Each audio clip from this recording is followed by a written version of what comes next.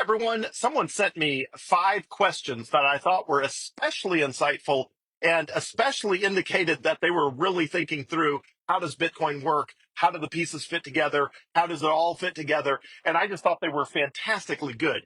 These are from like a week or two or more ago, and I am finally getting a chance to addressing each one. So I pasted all of the questions in the description of this video. And as I drive here, I will attempt to simultaneously drive. For logistics reasons, I am not driving my Tesla at the moment, which means I actually have to drive. Um, I am driving the family Honda Pilot, which does not drive itself, sadly, and it means I gotta try to drive and read Q&A at the same time. But I thought these were really good, so here we go. Right, first question, question number one. Is all 21 million Bitcoin owned by someone at this time? The answer is no, because the issuance schedule for Bitcoin, the rate at which Bitcoin miners mine, is such that all of the Bitcoin is slowly mined between the year 2009 and the year 2140, which is 115 years in the future, 115, long after we're all dead and gone. But all of that was front loaded. So 95%, 95%, 19/20ths of all the Bitcoin that will ever exist in the universe has already been mined. So 95% of all the Bitcoin is owned by someone. It is just the last 5% that is yet to be mined. Now, because it's front loaded, four of those remaining 5% will be mined between now and 2034. So in the year 2034, the Bitcoin network will be down to the last 1%. We're already down to the last 5%. In the next 9 years, the issuance schedule, which keeps dropping in half, which is called the halving, happens every 4 years. Because that keeps happening and the issuance schedule keeps going down over time, it will be down to just the last 1% of the Bitcoin that will be mined in the final basically however 105 years, 106 years. So the last 1% takes 106 years. The next 4% takes 9 years, and 95% of the Bitcoin has already been mined. All right, so next question. In the beginning, this is question number two. In the beginning, did Satoshi Nakamoto, the creator of Bitcoin, start out owning all of the Bitcoin? The answer is no. So Satoshi Nakamoto wanted the Bitcoin to be distributed to the world in a completely fair way where nobody had an advantage and nobody got sort of free access. And so the way the Bitcoin mining works is you have to expend electricity and computational power. Satoshi Nakamoto announced Bitcoin to the world on September 3rd, 2009, and he embedded in the Genesis block, which is the very first block of the blockchain, he embedded a message that said, Times of London 2009, Chancellor on the brink of second bailout, which was the headline of the Times of London of that day. He did that to prove that he had not been mining Bitcoin prior to that day. And when he released Bitcoin to the world, everybody had an equal shot of mining Bitcoin at the same time. So, for example, the actual mining and the launch of the network happened on January 9th, January 9 of 2009. And Hal Finney, the first person who publicly posted that they were mining Bitcoin, was on January 10th of 2009. So all of those people were mining Bitcoin at the same time. Anyone in the entire world at the launch of the Bitcoin network could have opened their computer, downloaded the software, and told it to mine Bitcoin. Now, you can't do that anymore because it requires specialized computers to do that now. But right now, anybody can buy a $200 BitX Bitcoin miner and mine like anyone else. The Bitcoin miner I run, I have two of them. They're never going to find a Bitcoin. They're like going to find one Bitcoin block every 115,000 years. It's like buying a single lottery ticket for the Powerball and expecting to win every time or something like that. You're just not going to win. Statistically, that's basically impossible to win with a single BitX miner, which means if you want to actually mine a block, you have to have thousands of them. But I got the same shot as everybody. I might win just like every other Bitcoin miner might win. I just only have one of them. And if you want to mine a block once every year, you need 15,000 miners. If you have one miner, you're going to win a block every 15,000 years, which is not going to do me any good because I'm statistically not going to be alive. So anyway, but Satoshi did not give himself any special Bitcoin. So 100% of the Bitcoin that is mined by anyone in the world and 100% of the Bitcoin that will ever be mined was mined fair and square by someone expending computing power and computational resources and electricity to get that Bitcoin. And in the early days of Bitcoin, it cost just about as much to mine Bitcoin. It's always cost about as much to mine Bitcoin as the actual price of Bitcoin. It's slightly less, otherwise people wouldn't mine, but it's not like a big moneymaker. Even in the early days of Bitcoin, you're expending, 30 cents of extra electricity to mine Bitcoin in a day, for example, and you might get some Bitcoin, but the Bitcoin in the early days had zero value. So you're expending money on electricity and getting Bitcoin that has a zero value because it had not even acquired a price yet, which did not happen until the middle of 2010 when the very first person bought two Papa John's pizzas for 10,000 Bitcoin. But anyway, um, so all that to say, nobody got sorry, people are calling me and texting me, and my phone is AI generating summaries as fast as I'm talking here. But it's not important. Right, so all of the Bitcoin started by being mined by someone, and then it became owned by someone else when hold on. Hey kids, I'm recording a video. Um, they the Bitcoin became owned by someone else when the Bitcoin miner sold it to someone else. So when a Bitcoin miner mines a Bitcoin, they have to expend electricity and computational power, which costs money. So it costs. I'm going to pick a number. It costs like 90% of the price of a Bitcoin to mine a Bitcoin, and so they have to turn around and sell that Bitcoin to people like you and me. Otherwise, they could not pay for their electricity costs. Now, that's a very small percentage right now. In a year, the Bitcoin network generates about 0.75% more Bitcoin, less than three quarters of 1% more Bitcoin to the Bitcoin miners. And again, that gets smaller and smaller and smaller as a percent by each passing year, due to the Bitcoin halving.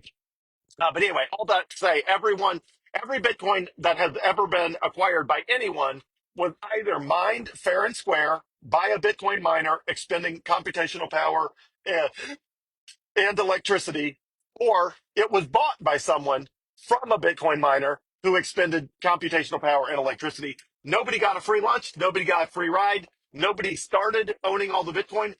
It's just similar to gold, which is why people call Bitcoin digital gold. Who owns the original gold in the world? The answer is nobody. It's underground. Who gets the original gold in the world? Well, whoever digs it up first. Who owns the fish in the ocean? Nobody. Who owns them? Well, whoever catches one, that's who owns it. So Bitcoin works the same way, just like digital gold. The person who digs it out of the ground first owns it. And if somebody else wants to own it, you got to buy gold from somebody who dug it out of the ground first. And Bitcoin works the same way, completely fair for everyone. All right. So question number three, one second.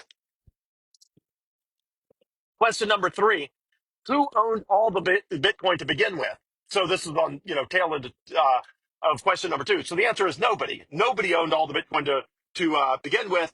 It was basically sitting out there, all 21 million, waiting to be mined over the course of 131 years. Between 2009 and the year 2140 is 131 years. And in that 131 years, and it just mathematically, the way the Bitcoin protocol works, it takes 131 years for all of the halvings to happen and for the ultimate new issuance of Bitcoin to reach zero, at which point, instead of right now, the Bitcoin network is ramping up. Initially, the Bitcoin miners were paid entirely by block rewards, which is the mined Bitcoin, because there was no transaction fees. Over time, that has shifted and is shifting, and over time continues to shift to transaction fees. And so in the year 2140, there will not be a block reward. You will not be mining new Bitcoin. The Bitcoin miners who secure and audit the network in the year 2140 will be paid entirely by transaction fees, which are anticipated to be vastly higher in total value due to the value of the Bitcoin network than the combined total of transaction fees and block rewards right now. So in short, the Bitcoin miners are likely to be paid way more in the year 2140 than they are today, even though there's no new Bitcoin to mine in the year 2140. It's all transaction fees, but the Bitcoin network at that point will be so valuable that the transaction fees alone will be more valuable than current than I should say, in the year 2140, the Bitcoin, the total transaction fees will be valued at more than the block reward and the transaction fees combined today. Okay, so nobody starts owning Bitcoin just like nobody owns the fish in the ocean before somebody goes fishing, just like nobody owns gold underground before it gets mined. It's just, I guess there's something, called mineral rights, but we're looking at this like again, like all the gold's at the center of the earth and anyone can dig for it anywhere, and whoever gets there first gets whatever they can mine. That's the way Bitcoin works. Hey, where did all the cash come from that was used to purchase newly mined Bitcoin, and where did it go? Okay, so as with anything, a Bitcoin miner, just like let's talk about a gold miner. A gold miner uses money to dig gold out of the ground.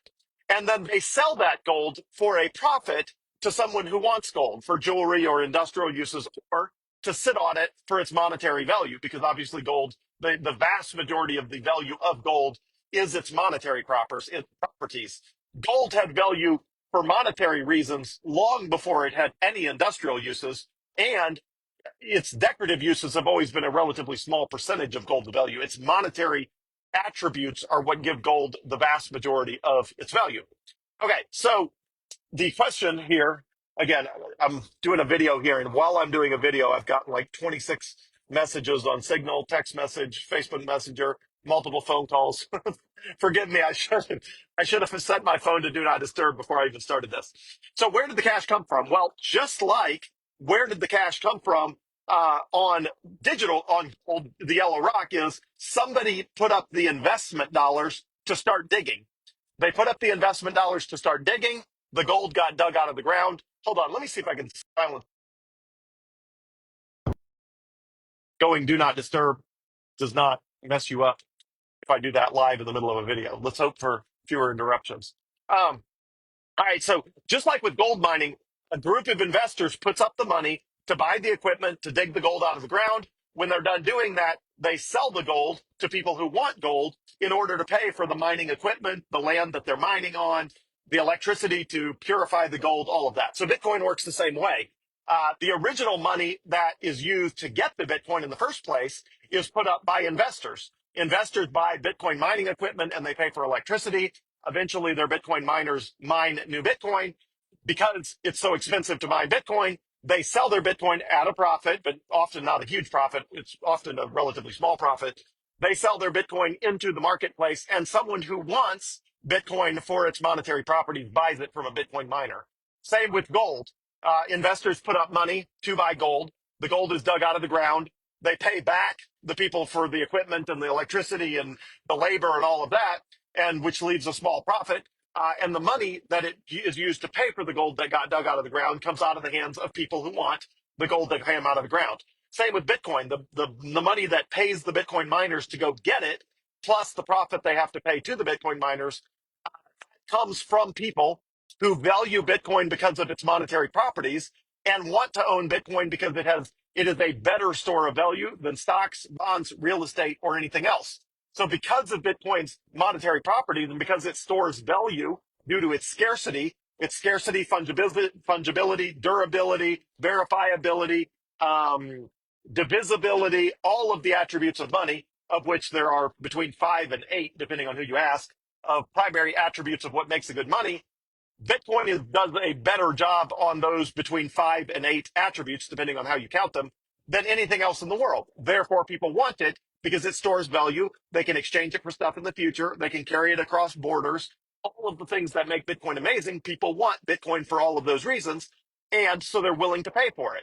And so they buy it from Bitcoin miners who sell it, into the marketplace for a fraction of a penny less than you could get that same Bitcoin from someone who already owns it. Now, how do I know that Bitcoin miners are selling it at the same price or less than everyone else in the world? Well, because nobody would buy it from a Bitcoin miner unless they could get it at the same price or cheaper than they could get it from someone who already has Bitcoin.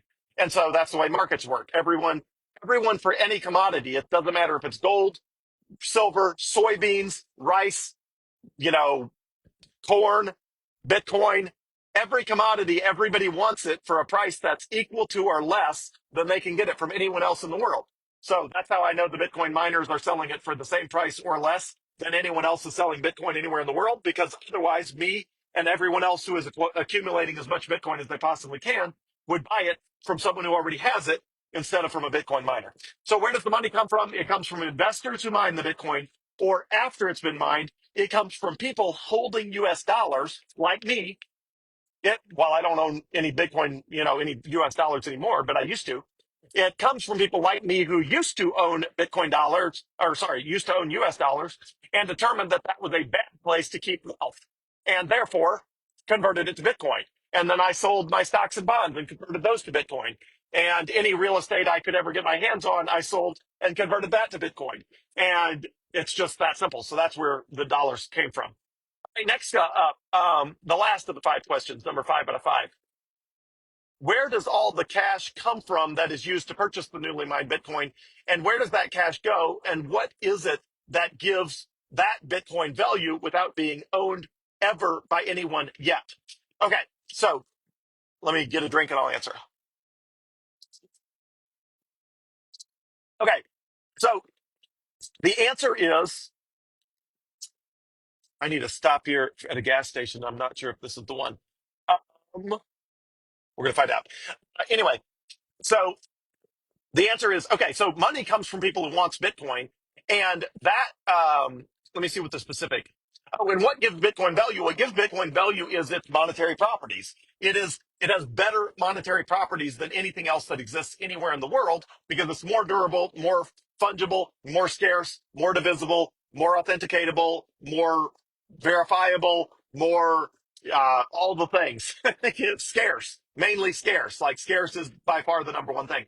It is it does a better job than anything else of those things. Therefore, it is valuable. Therefore, people are willing to buy it for those reasons. And again, with the Bitcoin miners, the way that works is people are willing to. Okay, it looks like I did not miss my exit after all. Okay, so people are willing to pay Bitcoin miners for their Bitcoin because their Bitcoin is just as good as anyone else's Bitcoin. All the Bitcoin in the world is equal. It's all durable, fungible, divisible, verifiable, authenticatable, and scarce. It's all of the Bitcoin, just like all of the gold, is uniform, and therefore Bitcoin that has been freshly mined is just as valuable as Bitcoin that was mined back in 2009. It's all the same, and because it's all the same, it's valuable for the exact same reasons the existing stock of Bitcoin is valuable. So anytime someone mines new Bitcoin, someone like me or like you or like someone in the world is willing to pay them for that Bitcoin because of its monetary properties, the exact same reason they would buy Bitcoin from anyone for its monetary properties. And again, as long as the Bitcoin miner is selling their Bitcoin for the same or 1 penny less than anyone else in the world is selling it for, they will sell the Bitcoin. Or the Bitcoin miner can choose to sit on the Bitcoin if they can afford to sit on the Bitcoin after they have already paid for all their electric bills, their labor costs, the Bitcoin mining equipment, the return on investor to their investors. After all of that is done, if they still have Bitcoin left over, uh, that they don't have to sell to pay off all those people, well, then of course they can keep it. And that is their profit that they can keep on their balance sheet. And a lot of Bitcoin mining companies have kept some Bitcoin, but typically it's a pretty small percentage of what they mine because they have all these costs they have to pay for. So anyway, let me make sure I answered that one. So where does all the cash go? And where does the cash go? Anytime you're buying Bitcoin, it goes into the hands of whoever's selling the Bitcoin. So if you buy Bitcoin from a Bitcoin miner, which they're always going to sell it through Coinbase or River or something like that. So you're never buying it. You might be buying it directly from a Bitcoin miner, but you would never know that because they're just selling it on exchanges, like just like you and I can sell Bitcoin on exchanges. Um, so where does the cash go? By whoever's selling the Bitcoin. It might be a Bitcoin miner. It might be somebody like me or you who wants to go on a nice vacation and is sitting on a bunch of Bitcoin that's massively appreciated and just decided that a nice vacation is worth more than 0.001 Bitcoin or however much. Um, and it could be but someone who needs to pay off a medical bill. It could be someone who has a down payment on a house. But someone somewhere is willing to give up Bitcoin right now at $108,000 per coin. Someone somewhere is willing to sell the Bitcoin because they need US dollars or their local currency for something to improve the life of them or their family. Or it's a Bitcoin miner who needs to pay for their mining equipment. They need to pay their investors. They need to pay for electricity. And again, just like with gold, it's like where does the money go that pays for the gold that comes out of the ground? Well, it goes to the gold miner. Well, where does it go if you buy gold from a bullion dealer, which is people who sell like gold by the ounce or by the, gram or whatever?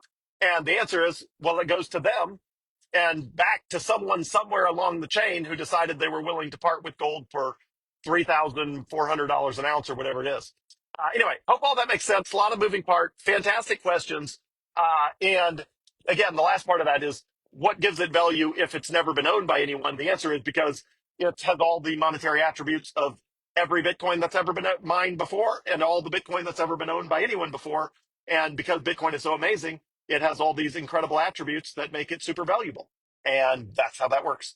So I especially appreciated these questions because I thought they were especially insightful and indicated that the person who asked these questions was really doing the mental hard work, the proof of work, really doing the mental hard work to link together, okay, but why this? But why this? And where this? And how does that happen? And why does this have value? I thought this was a group of some of the best questions I've been asked in a very long time. And I deeply appreciated those questions. And I'm glad I finally had a chance to do a video answering those questions. If you have any follow-up questions, stick them in the comments and I'll take my best shot. Thanks, everyone.